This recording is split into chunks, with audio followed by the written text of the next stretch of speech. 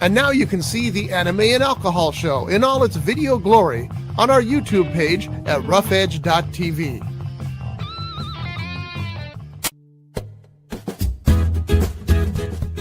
It's tiki time at Harbor Cove Cafe. Dive into the tropical paradise at the end of Spinnaker Drive in Ventura with vibrant drinks, delicious bites, award-winning fish and chips, and more. Now featuring extended hours, a dinner menu, and happy hour, Friday, Saturday, and Sunday from 2 p.m. to 4 p.m. Harbor Cove Cafe, the hidden treasure at the end of Spinnaker Drive. Visit harborcovecafe.net for more information.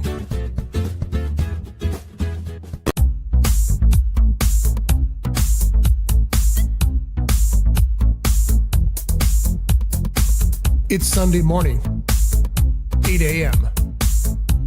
That means it's time to drink some beer and talk some anime and other stuff.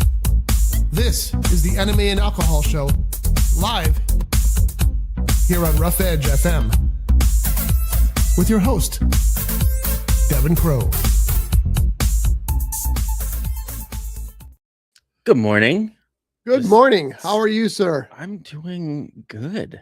I'm sending out the rest of my notifications that I'm live right now. Where is the? We already have viewer comments that says, "Please turn off this show." Yeah, I know, right? No. That's Stream Elements. I connected to Stream Elements, so Very nice. Hello, Stream Elements. Hello, everybody from Stream Elements. that's just an automated thing. It's not an actual person. I still want them to feel wanted. No, we don't want anybody here. You share the love, man. They're sharing their love. We're sharing our love for them. Alrighty, let's see. You're gonna skip past that's probably a good idea. Yeah, I'm not showing anything on my end. Let me exit out on your Twitch. Yeah, it shows that I'm live. It doesn't show that there's any video. That's weird. Let's see here. This is part about what makes this show different. No, that was okay. We're good. I see video now. Oh, I got something too. So yeah. Okay, well, welcome back to the show where we say we talk about anime, and then we really don't end up talking. Meander off into everything, and go off into weird random shit. So, and we'll get there eventually. Yeah. I watched a couple of movies last night. I watched War Machine. Yes, we got that. Was a fantastic movie. Oh my god, amazing movie. I think it just came out, right? It did, just this week. I've been waiting for this because I'm a huge Alan Ritchson fan, because of Reacher. Yeah. And also because of his social media, because he's great on social media. And I was going to watch this last night, but I had one more Oscar picture to watch. But so I've seen all 10, and now I've seen all 10. So yeah, I'll see this tonight. Yeah, absolutely phenomenal movie. That's awesome. Phenomenal movie. And I was going to tell you that War Machine 2 is already in the works. Oh, really? Alan Ritchson's War Machine 2 is fully mapped out and is going to be sick. So there you go. There's going to be more of War Machine coming. Nice. Yeah.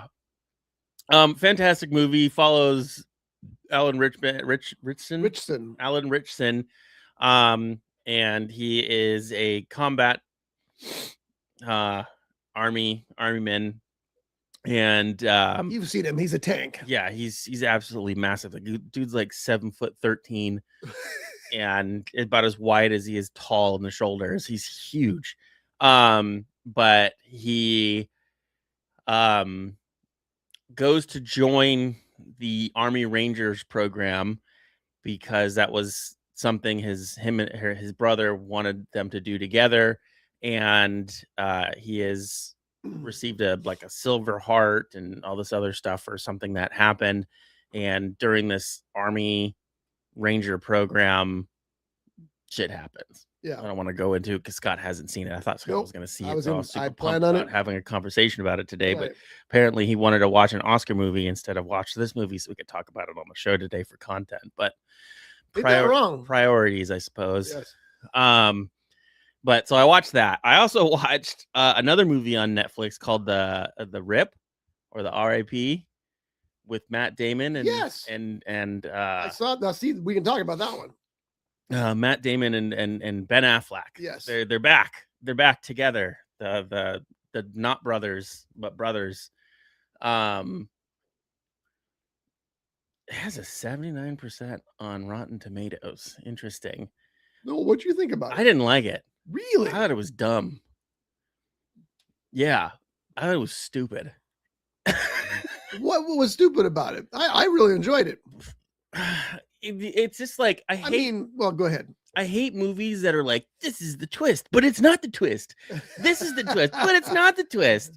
Oh, we're kind of leaning towards this guy's the bad guy, but he's not the bad guy. I hate shit like that. You know, when the whole movie relies on just it being multiple twists, one after the other, you lose the movie, you know? I won't disagree with you there, because that was one of the things that as I was watching, I said, okay, enough with the twists and the turns and what have you. But I thought that the cast was great. I thought that the action was great. Here's the thing: the cast was fantastic. The action was fantastic, but it was just one twist after another, and you're just like, stop twisting, for God's sake. Oh my God, just fucking, again, the movie just relies on twists, you know? You have this great cast of people, of actors and actresses in this movie that could make the movie that much better, but you're just relying on it to be fucking twists, and it's just like, oh my God, get over yourself. Yeah, that's 100% true, and I don't know that it's ever been done any better than that movie, but the way the story follows, you have to have a twist at every single corner. Yeah. And, you know, you keep going, oh, that's the bad guy. Oh, that's the bad guy. Oh, there's the bad guy. And it's, yeah, I don't disagree with you there. Yeah. I was talking with Michael Thomas last night about it. We were actually on the phone watching it together, and he like started watching it and then stopped, and he didn't like it either. And so he picked up where I was in the movie, and it was just like, oh, it's looking like this guy's the bad guy. Oh, nope. Is Ben Affleck a bad guy? Nope. And it was, basically, it's like a task force in the Florida Police Department that specifically deals with like cash crimes, like money laundering and things like that. And it was mentioned that another task force that was corrupt all got shut down.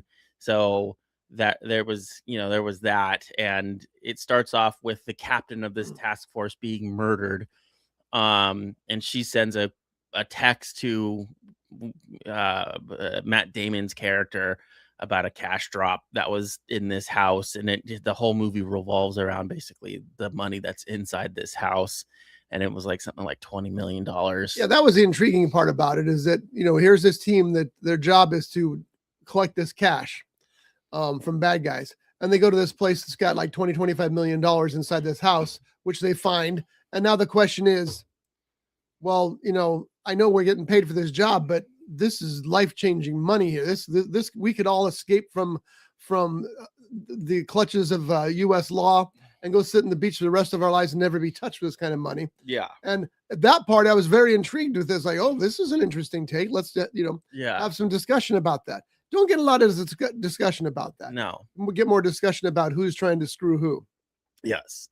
Yeah. But I enjoyed it anyway. I think 79 is a good rating. I would have given it 79. Yeah. So that's the only problem I have with it. It was just like dumb twist after dumb twist after dumb twist. It was like, it would be fine if there was like a couple of twists in there, but it was constant. It was constantly. It's like Pac-Man. Beep, beep, beep, yeah, it was constantly making you think that everyone's a bad guy in there. And it was just like, oh my God, come on. Like, you don't have to lay it out for me that, there's, because like, here's the thing. Any normal person would see $20 million, police officer or not, and be like, man, this stack right here could change my life. That is a very real conversation that people have, especially when these cops, are making. Here's the other part. There was one of the female cops mentioned that she makes $80,000 a year, and this stack right here could change my life. But yet every single officer that rolled up to that place has a car that's worth, over $100,000. That's true. Over $100,000, fucking lifted trucks, classic Charger, new Charger. Like, everyone just rolls up in these really fucking nice cars. And you're like, oh, this is I can't even afford my child support. This could change. Well, how about let's start with not buying $100,000 a car that's worth double of what you make in an annual income. Yeah. So that's money responsibility right there. Let's think about that. So it's just dumb shit like that, but the movie was fine. It was okay, but it was stupid. It's just one of those dumb movies that relies on twist after twist after. That's twist. all it was, and that It's is fucking it was stupid. designed for people who love those things because Yeah. there was literally every corner there was a turn, Yeah, and it's like okay. And the amazing thing is they never bumped into each other with all these turns and things, but yeah. they could have easily, but they avoided that. But So I like I said, I watched it. I enjoyed it. Shelley didn't like it either. yeah, but Shelley's obviously got some common sense. So when it comes to movies, she married me. not when it comes to food though. Well, that's she liked your Mississippi. I was surprised because it was beef, and Shelley's not a big. There's Alan again being a big monster. Being a big monster, he is. No, she's not. She doesn't like meat. Well, it's not that she doesn't like meat. You have to understand where she's coming from. Her father worked for a grocery store, so he was from Texas. Meat and potatoes kind of gay. That is literally it. Every single night he wanted meat and potatoes, and she got sick of meat and potatoes. Yeah. And so for the longest time she didn't eat any of it. Now she's starting to have a bite here and there, and she really did enjoy the I made smoked Mississippi pot roast and baked potatoes last night. And it's a chuck roast. And I always get them when they're on sale because it's one of the easiest dinners to make. You take the chuck roast, you season it however you like. I use the Holy Cow meat church rub. And then you smoke it for a couple of hours, and then just to get like good color and smoke flavor onto it. And then you put it in a Dutch oven with an au jus packet, a ranch packet, a ranch like seasoning packet, a stick of butter, and then at least 6 pepperoncinis. I put 8 in there. And then you pop it back. I always raise the temperature up just to kind of get the cooking time a little bit quicker. But I mean, it's like 2 hours uncovered, another 2.5 hours covered, and then it's done. So it's 4 hours. You don't do anything other than, put the meat in the Dutch oven, and you don't even go from there. And then you could do whatever you want with it. You can make a gravy if you want. I've made it 2 different ways. I've made po' boys, where I've taken a big like French roll and put provolone cheese on top, and then I'll put it in the broiler for a couple of minutes to get the cheese all nice and melty. Yeah, and then the pepperoncinis. But the pepperoncinis, mix it in with the beef, and then you're good to go. But my favorite way to make it is like with baked potatoes, and it's like a loaded baked potato. You put that on top. Which is how we prepared it last night. Yes, I made the baked potatoes for all right, Scott and Shelley, or Josephine made the baked potatoes. Baked potatoes. Shelley liked the baked potato a lot. So the thing about that meat is that it was super tender and super flavorful. And sometimes, this is my argument at least, and people may differ, meat gets too tender and it's almost soupy. It's like, this isn't so good. This was perfect. It still felt like meat when you were eating it. Yeah. And that's a big difference there. But it was, anyway, thank you for that. It was delicious. Yeah. They just launched 26 satellites from the base, so we might get a sonic boom here in about 20 minutes. From Vandenberg? Yeah. Oh, okay. Is it? So if you see a shake suddenly, you'll know what it is. Is it SpaceX? Yes. Oh. 26 satellites from Vandenberg, SpaceX Falcon 9 rocket carrying Starlink 17 to 18 mission. That was a 401 this morning. Why did they send me this as a bulletin? Stupid. Shit. Yeah. Daylight savings is upon us. As you can tell, because we're both suffering a little bit. Yeah. So we lost an hour of sleep. Okay. Did you make the same mistake I did? It's like last night I was in bed. I was in bed, but it was a quarter to it was like 5 minutes to midnight, and I'm reading, and Shelley goes, it's 5 minutes to 1 o'clock, right? I'm, oh God, I didn't think about that. Yeah. So I lost an hour of sleep right at the worst time to lose an hour of sleep. Well, time doesn't change till 2 a.m. So Well, no, but basically it was, yeah, we still lost it then. So. Yeah, you still lost it. Yeah. You still lost it. No, I went to bed at like 10:30. Yeah, I say you were smart. I was fucking tired. Smart thing to do. I was tired anyways. I went to Home Depot yesterday because I needed to get a door for one of my clients' houses. Yeah. We're replacing a door on the property that was already replaced, but it wasn't done properly because the door wasn't painted. Because it wasn't painted, it did not survive. The elements destroyed it. Yeah, the elements absolutely just destroyed the thing. So I go to Home Depot and I know they have it. I'm looking around for it, and this fucking lazy ass fucking fat dude sitting down watching Don't mince words. Some fucking Home Depot training thing in the door section was like, "Oh, can I help you?" I'm like, "Yeah, I'm looking for this door." He's like, "Oh, it's down this aisle, right hand side, 3/4 of the way down." I was like, "Okay." So I'll go right hand side, 3/4 of the way down. I'm looking, and this is not like a typical door that has like the cutout for the handle and everything already in it. It's a slab door. And it's called a vented slab door. It has like 2 little vents at the top of it. And so I'm looking, I'm not seeing anything. And I'm like, "Oh, it's not there. It's not there." He's like, "Oh, it's there. The 3/4 of the way down, right-hand side." So I was like, okay, maybe I'm the retarded one. Here's the key. If you're an employee, get up and lead the customer to the item. Yeah. So it's not there. It is 100% not there. So this young kid obviously sees that I'm struggling finding this thing. Because you're one around cussing. Yeah, and it's not fucking there. And he's like, "Oh, which one is it?" And I show him, and it says they have 2 in stock on the website, which is not always accurate. The website inventory is not always accurate to store inventory. So I was like, he says it's right here. It is not right here. And he looks at the code and he looks up and goes, "Okay, that's the barcode for it. So it is supposed to be here."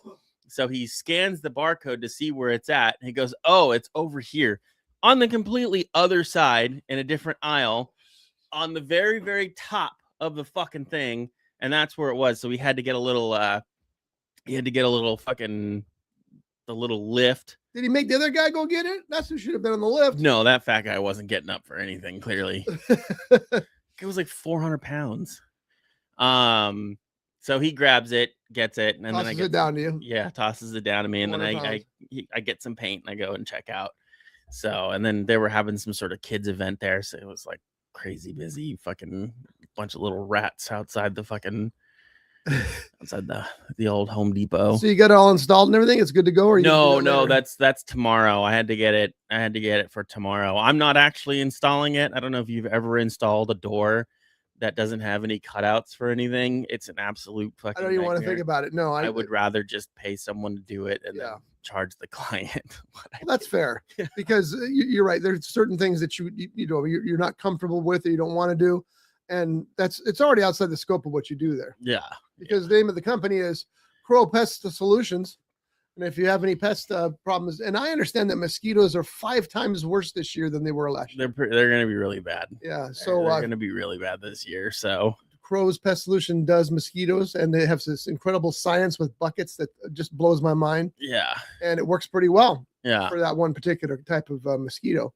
But it's going to be a heavy year of pests. So yeah, the reason for it too is we had a really wet December. We had a mildly wet January and a very light wet in February. Like it rained like 3 times out of the month. And it was for February. February is normally our wet season. Like late January through February is normally our wet season. We just did not get the rain and the weather that we would normally get. And then it got hot. And then February got hot. Well, what happens when it heats up? Bug activity picks up. So we had all of that. And I was already, by the end of February, I was already seeing mosquito activity. Yeah, that's what you were saying. Yeah, I was already seeing it. So there was an article in the LA Times, I think, that said 5 times the density this year than it went last year. So prepare yourself because your blood's going to be sucked. Yeah. And if you're an O blood type, you're going to get bit even more. Great. I don't know what my blood type is. I don't know what my blood type is either. So, Crow's Pest Solutions, just send an email to Devin at crowspestsolutions.com. Yeah. And he'll take care of you. Look at that. That was a cool ad. That was a cool little segue ad. Yeah. Look at that. So let's see, what time is it? We got 10 minutes before beer time, and we don't have beer today. We have whiskey. Yeah, we have a peach whiskey thing. I'm thinking it's going to be disgusting. Not looking promising. I agree. Not looking promising. Not looking promising at all. Yeah. So what else do we have to talk about? We had the 8 adventures. Oh, we could do reincarnated as a dragon hatchling. So the last couple of episodes on that have been pretty good. The dragon, he starts off, it's an isekai, but he gets isekai'd as a dragon, and then he's evolving further and further up. And the village that's nearby is under attack. There's like this weird slime creature that we don't really know a whole lot about that seems to be controlling other monsters. And then is he in this image? No, he is not actually. And this slime creature took took control of this human that died earlier in the show, and is now bringing a earth dragon to the village to destroy it. And our main character basically finally befriended humans and is now trying to save this village. And so he finally befriended the humans, and like they kind of all recognize them. They're like, oh my god, are you this baby dragon that brought this girl back to the village this whole time? Oh my god, I'm so sorry I stabbed you in the beginning of the show. Oops, stabbed you, sorry. But he is currently fighting the earth dragon right now, and he is very well outmatched. And so he has a little ace up his sleeve. He can evolve once more, and he's trying to figure out what he can evolve to defeat this earth dragon. But he's concerned that if he evolves, that the humans won't recognize him anymore, and his friend, if you go back to that little picture, that little purple lizard in the bottom corner, you see that? That's his friend there. He's concerned that no one will recognize him anymore. I don't think that's going to be the case, but that's what he's concerned about. But he has to do something to protect, and I think was what he's evolving into is what's in the top left there. The lizard guy? Is turning into the lizard guy, or am I? He's turning into that, which I think is like a dragonoid human. It looks badass. Yeah, so it's a really cool show. Really, really cool show. Cool. And that comes out on Saturdays. You've been watching that for a while now. I have been watching that. I've been watching it since it aired. And then we have the Adventurer's Daily Grind. Now, this isn't very well received. And I don't know. The animation isn't great, but it's not god awful. But in the last 2 episodes, our adventurer loses his arm in a major battle. Ouch. Like fucking got eaten right off, and he got it saving the little girl that's with him, the little blonde-haired girl. And at least he did it for a good reason. Yeah, so she feels super guilty about that, and he's like, yeah, it's no big deal. I just don't have an arm anymore. It's super fucking weird. I was trying to find the rating for it, but I can't. So yeah, it was like a 3 out of 5 stars. So middle of the line show. I think it's a 4-star show. It's definitely not 5 stars or anything else like that. It's not free rent, you know what I mean? But yeah, I enjoy this one. And then there's I think that comes out on Fridays or some shit like that. Said Wednesdays. Wednesday. Maybe it is Wednesday. Wednesdays at 5 a.m. Oh, Wednesdays at 5 a.m. 29-year-old adventurer's peaceful life changes after rescuing an abandoned girl from being eaten by a slime. That's pretty much what you said. Yeah. All right. And she's a succubus who changes. Here's the thing. I think the hatred toward the guy's a bit of a pervert. Scotty's picking boogers out of his nose. That's why he switched the camera. It looks like I got a cold or something. Oh, I feel fine. Giving me COVID. Look at that. There we go.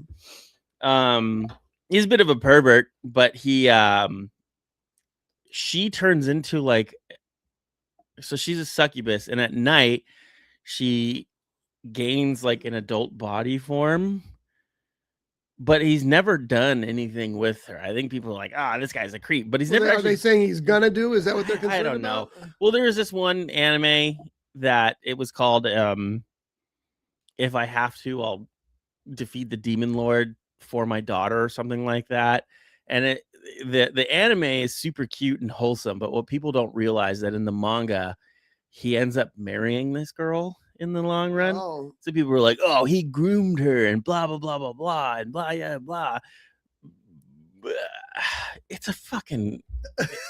It's not real people. God, Jesus Christ. And it's like people get so upset over this shit. And I'm sure that wasn't the intention. People always forget about intent. Well, like halfway in the manga, like as she's getting older, she realizes that she has feelings for him. And then it's her fault, little slut. Yeah, a little whore. So God, Jesus, we're gonna get don't watch this show. Don't support this business. He's a we're joking. Yeah. As far as I know. Yeah. So she kind of initiates it, is what you're saying? I guess she gets feelings for him, and then they end up getting married in the manga, and people are like, "Oh, he groomed her," and I'm like, "Man, did he really groom her? Is it really grooming? He just took care of her." I don't know. I haven't seen it. Yeah. Now I'm curious. But like, it's so funny because people always like forget other things. Like before so like Rurouni Kenshin, right? So in the Rurouni Kenshin series, Kenshin's like fucking 40 or 30 something, and Kaoru, who he ends up marrying when he meets her, she's like fucking 15. That's a little rough. Yeah, he's like 15. She's like 15 years old, and they end up getting married later on in life. People are like, "Oh, that's so gross." And then the Rurouni Kenshin creator ended up getting caught and fined with. Oh, there you go. Because he likes younger women. He's even made statements that he like prefers like older teenagers. But he got busted because he was like soliciting teenagers for pictures of them and shit like that. And like that's all he ever did was pictures. He never like fooled around with like teenagers and shit like that. Yeah, it's still child pornography. Yeah, it's still like, but he got slapped with like it was like $1,500 US fine. And he had a lot of shit on it. And it's funny because like they made the live actions that were crazy successful, and then they did a remake of it, and people were like, "Oh, why are they remaking this?" And this and that. The creator's a pedophile and blah blah blah blah blah. Technically, he's not a pedophile because he doesn't like little. There's different classifications, and listen, you can't explain it without sounding like a pedophile. I was going to say, tread carefully, Devin. Tread carefully. Yes. I mean, being in possession of that, kind of leans that way. Yeah. Wizard, thanks for the bits there. Appreciate it. It's 100 bits. Nice. Cheered it. Someone actually decided to wake up for the show today. Well, nobody blames you today because the time change sucks. Yeah. The nice thing about it is that, and it has nothing to do with this show, but for the Friday Shot Day show, it'll give us a closer time to Costa Rica. So Doug will be on the show more often. Oh, okay. So there are benefits there. What is it, like a 2-hour difference now? It's 2 hours now. It'll be an hour next week. So yeah, it'll be much better. That'll be much better. Shall we hit the whiskey? Yeah, let's try this. That's what you want to hear. It's 8:30 on a Sunday morning. Let's hit the whiskey. 8:30 on a Sunday morning. Let's hit the whiskey. It's this peach. Is it a peach tea whiskey or is it just a peach tea whiskey? And now it's time for the 9 a.m. Sunday morning beer of the week here on the Anime Something or Other show live on Rough Edge FM. Brought to you by Pele Utu, Reno's only traditional tiki bar. A kaleidoscope of colors and tropical charm with the undeniable allure of paradise and intoxicatingly delicious cocktails. Pele Utu, open Wednesday through Sunday from 12 p.m. to 11 p.m. 1275 Stardust Street in Reno, Nevada. For more information, please visit peleutu.com.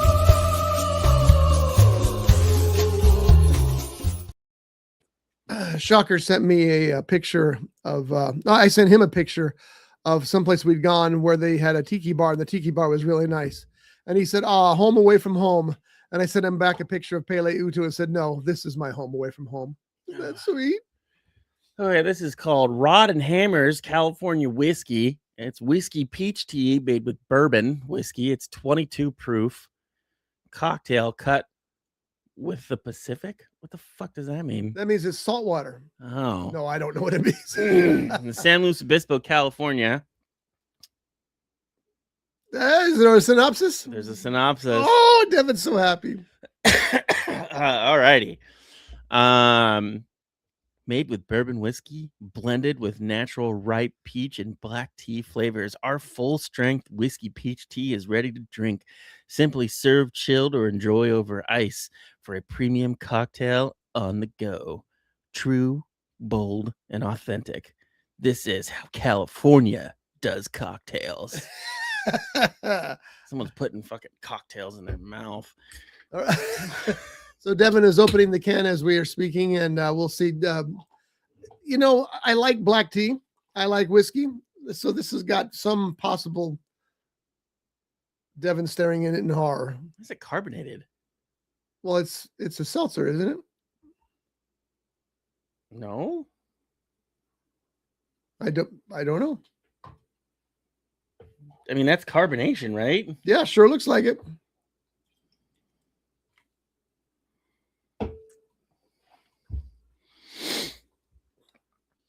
I think you'll like that.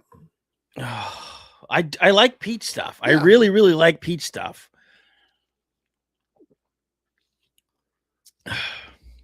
No, that's disgusting. That's awful. Do you get, I actually get peach out of it. Yeah, but it's like, here's the thing. Like, it's kind of peachy. Peachy. It's like LaCroix flavored peach. It's like barely there. And it's just like muddled with, I get more black tea than peach. Yeah, I can see that. I get the tea and the bourbon part, but like a little like breath of fucking peach to it. I like it to be like that sweeter peach flavor. you really like the peach flavor. Yeah. I'm surprised it's 11% alcohol. Yeah. Because I don't taste the alcohol in it at all. It's just it was 22 proof, right? Yeah. Like I taste the Jesus Christ wizard. What is that? 1, 2, 3 bits, and then there we go. And then cheer 42. Very nice. Yeah. It's like 42 cents right there. We won't spend it all in one place. Oh, no. Yeah, it's we Jesus Christ. We got a bunch of cheers. Yeah. From, those are little individual. Another West Coast wizard. So yeah, and then not the kind of thing I would go out and buy. It's you know what it is? It's a drink designed for young people to drink and drink and get a buzz off. Yeah. That's what it is. But here's the thing, fucking young people aren't really drinking anymore. That's the whole point. That's the kind of stuff that they're leaning toward, though, is Yeah. those kind of seltzers and whatever the hell that thing really is. And I appreciate that it's because I prefer carbonated drinks over non-carbonated drinks. Me too. But this doesn't say anywhere that it's carbonated. Can I see that, Ken? No. Yeah. I don't see anywhere on this can.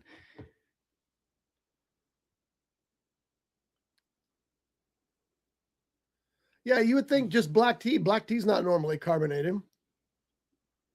Oh, Apparently Twitch was bugged. Finally, long story. I have a few bits to give away. Twitch got bugged and I couldn't chat anymore. No, I actually banned you from chatting in the. Yeah, right. No, I didn't. He's actually a moderator, so. But yeah, I wasn't expecting it to be carbonated, and that was kind of a weird thing. I do prefer carbonation over non-carbonated stuff, but still I was expecting it to says nothing about that anywhere. Yeah, nothing about it being carbonated. Yeah. Anyway, I want to say if you like peach, I might recommend it, but Devin loves peach and he doesn't like it. So Oh, that email verification thing. Yeah, I get that problem too. And I have to force close Twitch, the app, and then I'll open it back up and all's will be well. I get that problem too when I'm on my phone. I don't know why it does it. It'll say like you have to verify your email and then you do your email verification and then you go back into the app and it still says you're just in this infinite loop of email verification. You have to force close the app and then you'll be fine. yeah, No idea why it does that. because it's stupid. Yeah. It's just a weird little bug that happens with Twitch sometimes. We have that kind of, not exactly the same kind of issue, but with StreamYard. Sometimes you log into StreamYard and we log into the anime or something other anime alcohol show, and the Friday Shot Day show assets pull up and you can't change it. You're stuck with them. So the only way to do it is to close out Google, because you have to use Google Chrome for this. Yeah. And restart it. And yeah, it's not fun. But anyway, so what else we got going on? Let's see. I got a pretty easy week this week. I'm looking forward to doing nothing at all. Good for you. Yeah, I might be buying a new gun. We'll see. I had an interesting call on Friday. I was going to a comedy show on Friday. I went and saw Brian Regan. That's right. I've always wanted to see him. I've seen his shit for probably before I knew Letitia, so it's got to be 20 years now. And he's absolutely hilarious. He's got a couple specials on Netflix and he's got a sketch comedy show on Netflix as well. And then you can look up some of his other stand-up when he was younger on YouTube. A lot of it on YouTube. I was watching some. And we were getting ready to go, and I was just getting onto the freeway from Ventura, and I get a call from one of my clients. And this is a good lesson in wildlife etiquette. Okay. The gardeners had found a group of baby bunnies, and he said that they were abandoned. First of all, they're not abandoned. You kidnapped a group of baby bunnies, and he said they were going to die on their own. Well, rabbits in general don't hang around their babies. They go in, they feed, and then they leave. They go in, they feed, and they leave and go eat. But the other thing you have to remember is wild bunnies, they are fully weaned at like 2.5 weeks old. Like if they have hair and their eyes are open, they're good to go. But this gardener brought this box of baby bunnies that he said were abandoned, and she was like, "Oh, okay, I don't know what to do with these." And this was the neighbor of my customer that this happened. And then my customer was over there, and I guess the babies had jumped out of the box that they were in. They're definitely not abandoned if they can jump out of a fucking box, but they got baby bunny explosion. They got underneath. She has this island in her kitchen, and there's this hole that kind of just spans the length of the island, but it doesn't go further that way, and it doesn't go further that way. It's just like this, it's about the diameter of like right here. Okay. And so they were hiding under there, and they didn't know how to get them out, and they couldn't figure it out. And she was like, "Are you in the area right now?" I'm like, "I'm not in the area." And I kind of glance over at Letitia because she was with me. We were going to the concert together, and she looks at me, and I look at her, and she's like, "I don't care." And I was like, "All right." I was like, "Give me like 30 minutes. I'll be there in like 30." So we drive up there, and I go to catch them, and I was really hoping. A lot of people don't realize this. Baby bunnies scream when you scare them. Like they blood curdling scream. And you'd really only know this if you've raised rabbits. But I was really hoping they would scream. At least one of them would scream. Freak out the customer. And freak out people, but they didn't. So I'm down there and I'm grabbing these bunnies and putting them back in the box and like closing the box up so they don't obviously jump out again. Yeah, do the same thing over again. And like I give them an education. I'm like, if they do this, if your gardeners do this again, just tell them no, they're not abandoned. These are fully weaned. Let them go. Don't bring them into my house. They're not going to die in the wild. They actually have a higher percentage of dying in captivity. Rabbits in general like have like a 99% death rate. Oh wow. Captivity. Yeah, baby bunnies. But so I fucking grabbed these rabbits, and then we ended up going to this Mexican food place that opened about a year ago. in Agora Hills for dinner. We were going to go somewhere in Thousand Oaks, but So you guys had fresh rabbit burritos? oh, man, that would have been great. There's not a lot of meat on those little guys though, but I literally let them go back where the gardener found them at, and yeah, they're gonna disperse. They'll live their lives. Here's the thing. Stop living their lives. Here's the thing. They're either gonna die from the stress of being ripped from their home, pulled out of a hole inside of a kitchen, and then put back into the thing. They have a higher chance of dying from that than if they were just left alone. That's sad. Yeah, but rabbits wean really, really early because rabbits breed really, really fast. So they need to get the babies out of there so they could start a new family, like get the fuck out. Yeah. Yeah. Right. So she's gonna have more bunnies now. Yeah, ever. eventually. Yeah. So, but yeah, so that was that. Well, at least they won't be in her kitchen. That makes a big difference. Yeah. And so we walked around the TL mall, and then we went to the concert, and it was really nice because the concert was in Thousand Oaks instead of like LA. Yeah, I honestly would not have seen him if he was in Thousand Oaks. It's just not worth it to drive down there and deal with the crowds and the parking and all that other shit. Yeah, it was. It's a nice venue. It's a very nice venue. Parking was $16. Well, $16 as opposed to like all the fucking places in LA. 30 or 50. $30, $50, Yeah. $80 for some of these K-pop. It's like almost $100 to park your car. Yeah. And there's no parking anywhere around these LA places, so you can't even park in other areas. So you have to park at the venue, so they can charge whatever the fuck they want. It's ridiculous. So I got like founders box seats or whatever, and it was funny. So we're sitting in our seats, and this group of 4 comes, and she's like, "Oh yeah, 1, 2, 3, and 4. It's right here." And we're already sitting in 3 and 4 because that was my tickets.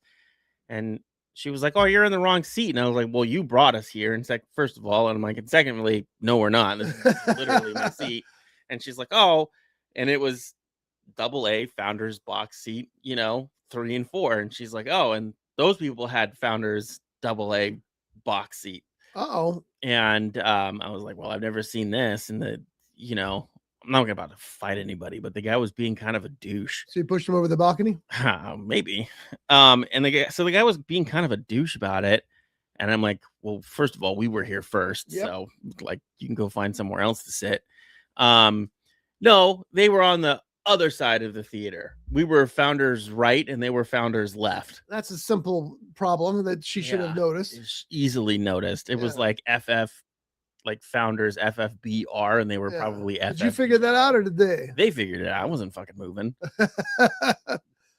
So the comedy show, this a guy named Steve Rogers, which is Captain America, if you guys don't know this, he opened for him. And apparently he's been on the Late Show and the Late Show.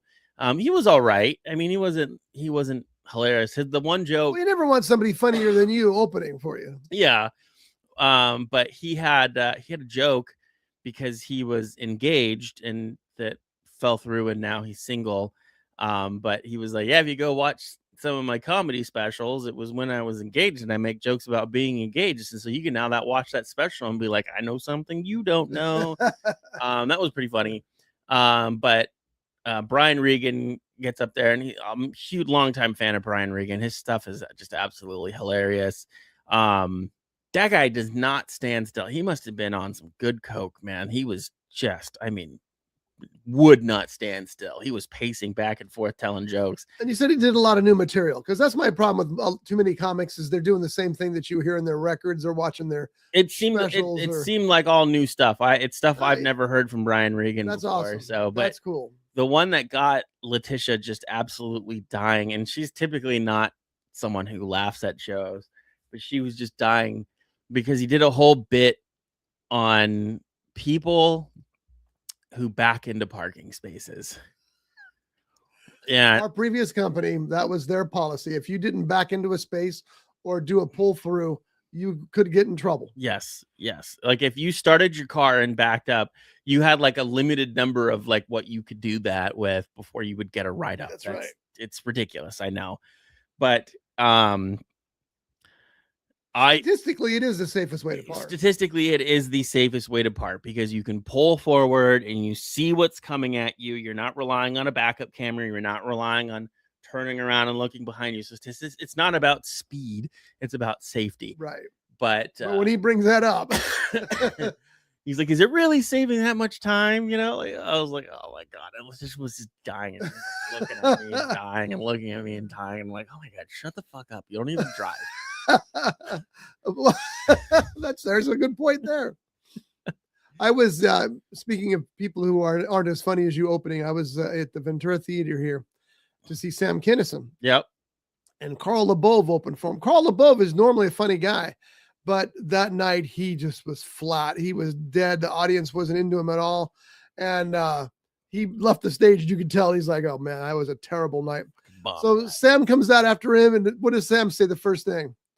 Did that last guy suck or what? It was so funny. That must have been a long time ago. It was a long, long time ago because we saw Sam Kinison probably 7-8 times live in the concert, and he's been dead since 92 or something. But yeah. It was, those were the days, man. Man, you probably saw Kinison before I was born. I probably did. Yeah. Yeah. I was born in 85. No, it was after that, but it was after 85. Yeah, but close. I was a little pup. Dangerously. I wouldn't have taken you to that show. No. Sam was had a mouth on him, let's say, but he was very funny. What else we got going on here? Fuck, I don't know. How's the box office? Let's get the hell out of here. Box office looks pretty good for some, not so good for others. That new Pixar movie Hoppers. Yep. Is going to be number one with over $40 million. Big surprise, a Pixar movie at number one, right? Yeah. Goat is going to be number two. So that's still doing. The Bride is not doing well at all. They thought The Bride would do better than it is, and it'll barely squeak by 10 million. That's the Bride of Frankenstein story by Mike and by what's her first name? Who plays Frankenstein in that? Gyllenhaal. It's Gyllenhaal? No. Oh. She directed it. It's Jessie Buckley, who's going to win an Oscar next weekend. Okay. The big news though is that Scream 7, which opened out of the gates just huge, dropped 74%. That is the biggest drop in the Scream history, and it's a bad drop for any big blockbuster. So now don't start doing GoFundMe's for them or anything, because I think it's already made its money back. But that hurts. That second weekend I always tell people, don't pay any attention to the first weekend, pay attention to the second weekend, because that'll tell you how a movie's going to really do. Yeah, I was looking at a post, and Hoppers is actually one of the highest rated Pixar movies of all time. On Rotten Tomatoes or something? I don't know if it's Rotten Tomatoes. I think it was on Rotten Tomatoes, but yeah, it had one of the highest ratings. It actually had a higher rating than an Incredibles. Wow. Yeah, it beat out Incredibles. So 94%. That's way up there. Yeah. And then let's look up Incredibles. Incredibles was 97%. What's the user rating? I think it was going off a user rating. Yeah, you can't trust. Yeah, the user rating is 75%. Yeah. But the user ratings are BS. I know they're not computer manipulated, but they're, they're fan manipulated. Yeah. And they don't make any sense. So I don't even talk about those anymore. It's just I can't even trust the critic ratings though. Well, you shouldn't trust the critic rating. Just uses it as a guide. Yeah. If you use it as a guide, it's like it's pretty helpful. But if you use it as gospel, it's not helpful at all. Yeah. Because I for example, that last Statham movie, Shelter, I really liked it. I know you didn't care for it so much, but I really liked it. And it's got it's like a 63%. No, it's better than that. So you gotta pick and choose. We have did we miss a comment? No, I've been reading them. Hopper does look all right. Yeah. Yeah, it'll be funny. Yeah. And Pixar does good movies. Toy Story 5 though, are they pushing? They are really beating a dead horse with this one. It's like. Well, now I understand that they've moved into sex toys. Yeah. Hey, Woody. Andy's mom's toy comes out. What? No, other Woody. Yeah, I really feel like they're beating a dead horse with this one. The last one wasn't that good, to be completely honest, and it's. I haven't seen the last one. Toy Story 5 is looking weird. Yeah, Toy Story 4. It just didn't have the same vibe to it as the other ones, and this one's going to be about like play toys versus digital toys kind of thing. It's got like an Amazon Fire tablet kind of thing Oh, interesting. in it, and it's I don't know, man. They need to stop. Well, the problem is they're not going to stop because they make money. Yeah. And Disney has already threatened them a couple times because Pixar says, we don't want to do any more Toy Story movies. We've run the stories out. And Disney says, well, if you don't do them, we will. Yeah. Because they own Pixar. Yeah. So Pixar's got no choice that if they want to keep any respect in that franchise, they got to do it themselves because Disney will ruin it. Yeah. Disney will put out crap on it. Yeah. So, yeah, I don't know, man. Yeah, I mean, Pixar was notorious for no sequels. Right. Was notorious for not doing sequels. They didn't want to do sequels. They liked the one and done thing. And the very few sequels they had was like Toy Story 2. Right. And that was a huge hit. And then they did Toy Story 3, and Toy Story 3 was entertaining. And then Toy Story 4, you're just like, okay, how much of this can we do? Until they stop making money. Yeah. And then, they did Incredibles 2, and that didn't do as good as the first one. Right.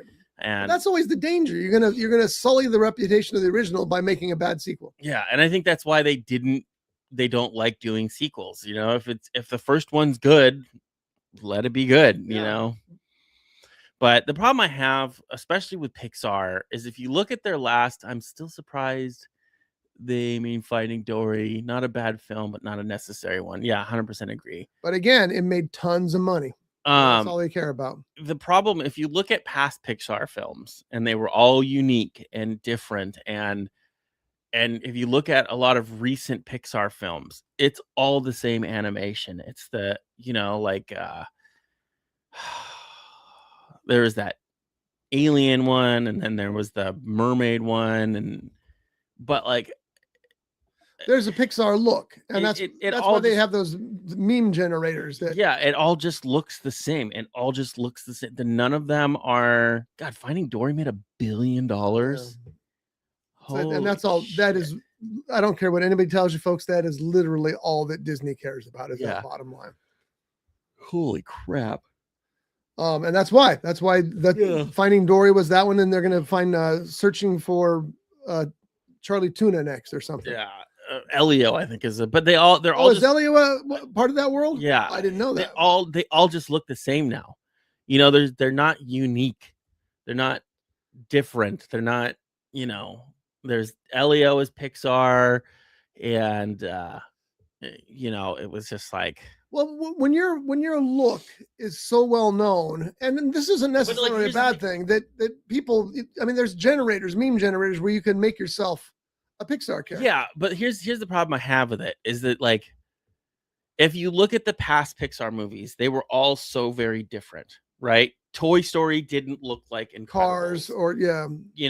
Cars didn't look like the other Pixar movies. They were all different from each other, and then you start looking at the new Pixar movies they are today, and it's just like reskinned characters of the last movie. Yeah, that's 100% true, because sometimes the new movie's coming out and you'll be, I thought I saw that. No, you didn't. It just saw something very similar to that. Yeah, it's all just the same. There's no uniqueness to the individual movies now, and it's just like, and again, it's stupid themes but they just don't look different anymore. They all look the same. And the movies that do really good when it comes to Pixar are the movies that are different and unique. Hoppers doesn't look like the rest of the characters that come out in the last. I didn't even realize that was a Pixar movie until like a week ago. So I just think people are getting tired of it, So, and like I said, Disney's going to keep forcing them to do the sequels, because that's what makes, Finding Dory $1 billion. Good Lord. That movie was not good. Yeah. Still made $1 billion.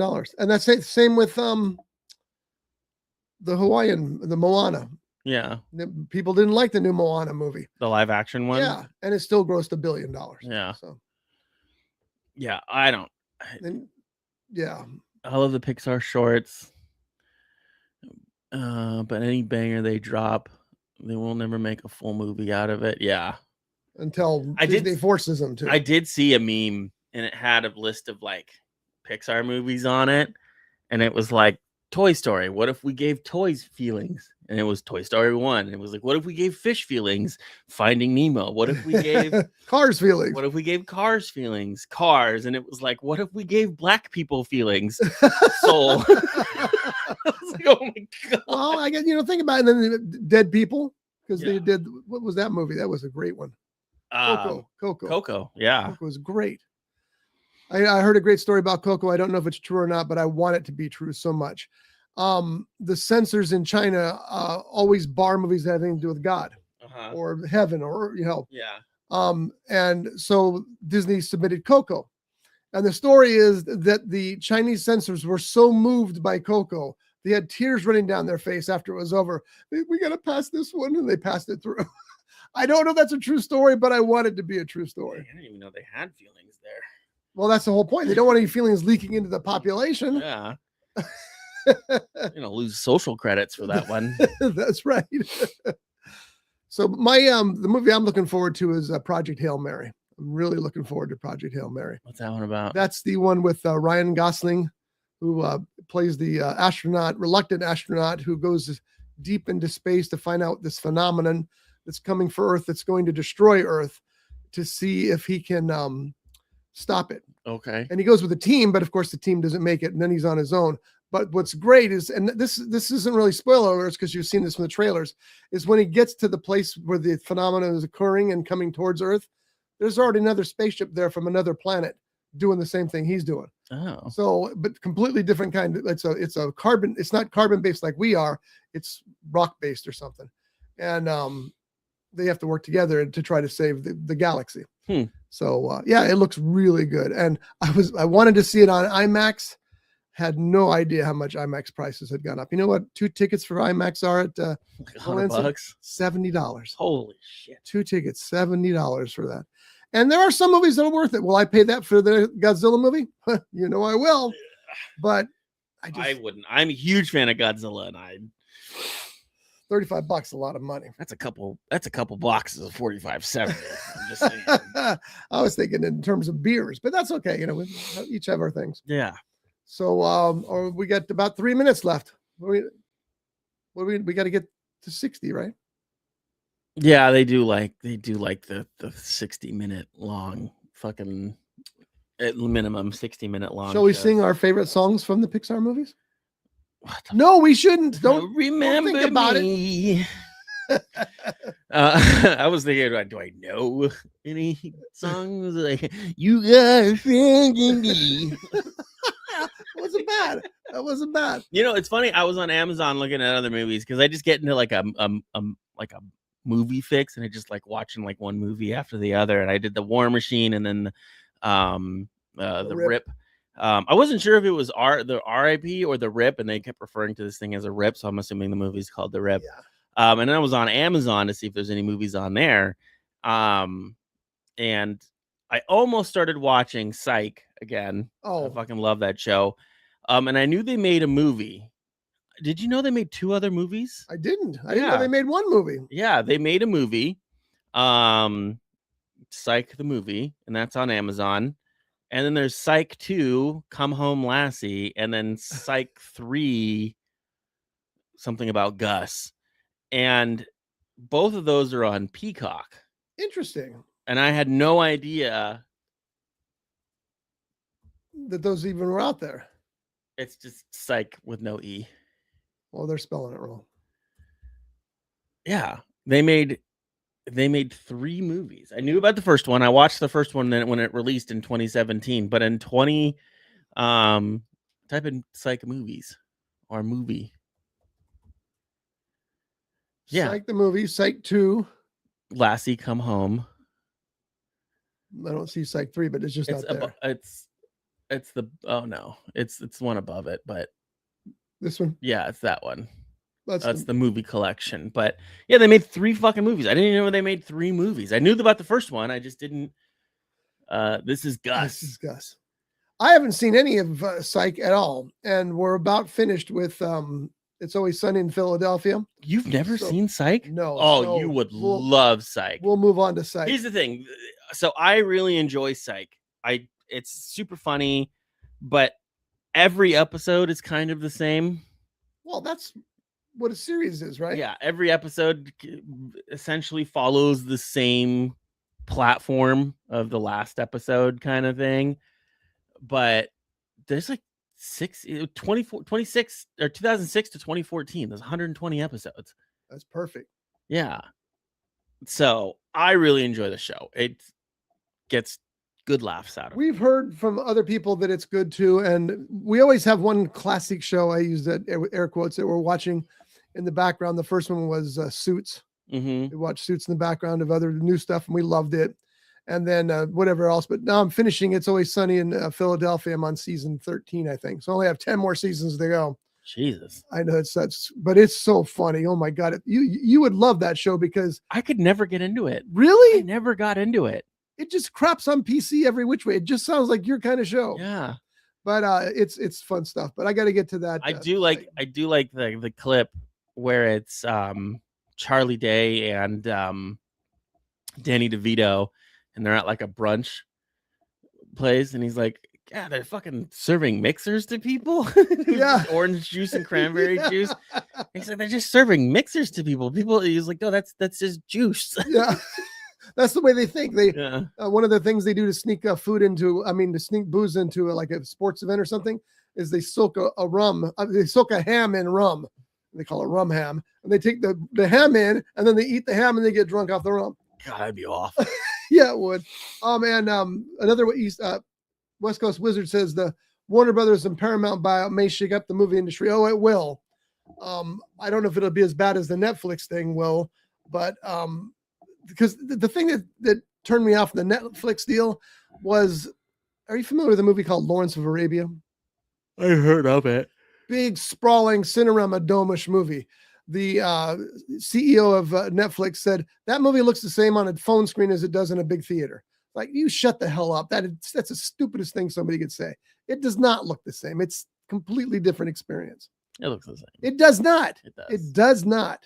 So, yeah. So anyway, I'm kind of glad that Netflix passed, but I'm also a little terrified of the whole Paramount thing. It's, industries change. That's all there is to it. Look at the music industry. How many different formats have we had to go through? To vinyl, 8-track, cassette, CD, digital now, MP3. Yeah, it's always changing, and that's what's going to happen in the film industry as well. Hopefully, here's what's going to happen. I think theaters will never go away, but they will become more event oriented. Yeah. They're not going to be as many theaters, and they're going to have more of the events. And most of the movies, unfortunately, are going to be on, big screens because we have big screens at home now too. Yeah. You can buy a 100-inch television screen. My son's got one. Does he really? His mother-in-law bought it. She didn't like it, so she put it in her garage. And Josh said, "What's this TV doing out there? It's too big for me. I don't like it. You want it?" So on his wall, right opposite our side, where he's got a 100-inch screen on his wall. I thought theaters would evolve to before, and that also will happen. More immersive experience. That will also happen. That's why they're pushing IMAX so much, and IMAX makes a lot of money because, first of all, you've seen the ticket sales, but you do get that with an IMAX screen, especially a real IMAX screen. You do get that immersive feel. And then there's the 4D experience that they have now, where they shake the chair and spray water in your face and stuff. And it's going to continue to grow as well, but it's still going to be minimal. It's not, you're not going to watch Hamnet in a 4D theater. Yeah. So wow, I can really feel the actor spitting on it. Yeah, exactly. I did one of the 4D things. I think it was Godzilla. I fucking hated it. Yeah. I fucking hated it. The seat's fucking rumbling around and moving and shaking. And I'm like, oh my God, Jesus, fuck, just sit still for a minute. Yeah, fuck. I've seen 2 movies in the 4D, and the first one was Deadpool. Yeah, which was awesome. The second one was Jaws on its 50th anniversary release or something like that. And the only very overrated movie, by the way. Yeah, you shut the hell up. Did you see that Instagram post I sent you? Which one? The prop auctions one. They're selling the fishing reel from the fishing pole and reel. Yep. Did you click on that? See how much it was going? No, for? I didn't. I didn't even want to. How much did it go for? Well, it's still ongoing right now, but I think it was up to like $130,000. Crazy. Yeah. I'm not surprised, by the way. People love that movie, Also, especially something that unique. The rhinoceros from Pet Detective, right? Yeah, Pet Detective, When Nature Calls, I think Yeah. it was. The rhinoceros that Jim Carrey crawled out of the acid, that's up for auction too. I think that's close to like $250,000. It's fun stuff to have, There's one of a kind. Yeah. But the thing about Jaws, though, at the 4D is that there's minimal kind of the girl in the beginning getting pulled around by the shark. That was kind of cool, but most of the time the chair didn't move. But the time that you felt it the most was when they lowered the cage into the water with the shark, because then the chair kind of floated like you were in the water. That's funny. Okay, that's cool. That was a good effect. The Deadpool one, when he shot the guy's head, you felt like the splatter. A mist in your face. Yeah, it's like, what the hell was that? I think movies. Cool. I think movies are going to evolve into VR viewing. I read an article. The guy said that in 5 years, and I think he's a little too close on this. I think it'll be longer. In 5 years, the movie theaters won't exist. There'll only be 2 streaming networks, and everything else will play in our house like the actors are doing the play in your living room. I don't know about that. That's what this guy said, and I know they're a long way from that, but they're not that far as you might think. So we'll see. Well, so here's the thing.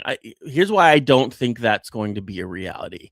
One, in order for that to be, that's like projected, right? Like yes, some kind of projection have to be. Yes. Holograms or what have you. You are going to need a pitch black room for that. For light. Agreed. You are going to have blackout, all that other shit. Mostly everybody is not going to do that. No, but you're misunderstanding the way they're going to do it. The actual actors are coming to your house. Oh, yeah. But I think movies, I think that will be more possible with VR headsets. Yeah. And to just lie in bed and just watch this big screen movie. It's going to be like having this VR headset on, and it's going to be like being in the fucking Las Vegas sphere, where everything's happening around you. And like when you're watching the movie and then you can look this way and see like a fucking velociraptor running this way, or seeing a velociraptor hiding or some shit like that in Jurassic Park 42, which is probably going to happen if they keep making money. Yeah. So another West Coast Wizard says, I tried a VR movie. It's fun, but a lot to have the headset on that long. That also makes sense. Yeah. Well, the VR movies you're watching is porn though. Well, those aren't that long. What, 3 minutes? Well, that's how long it takes to finish. But sometimes you just want to, you're in it for the story at this point. That's true. By the way, we'll close out with this. I am open to receiving free tickets to Metallica at the Sphere. So anybody who wants to buy me tickets for Metallica at the Sphere in Las Vegas, just send them my way, roughedgestudios@gmail.com. Okay. God, I'd love to go see that. But it ain't cheap. I think the cheapest ticket is $350. Dang. Yeah. But it's Metallica at the Sphere. All right, we out of here? We are out of here. Are we going to go visit somebody else? Or probably. Let's see. I think there's only one person streaming right now. It's just this like weird little Pokemon page. Perfect. Yeah. All right. We'll see you next week, folks. Bye. Brought to you by The Grape, Ventura County's premier jazz venue and cocktail lounge, located at 2733 East Main Street in Ventura. For menu and music schedule, visit them online at thegrape.club. This has been a Rough Edge Studios production.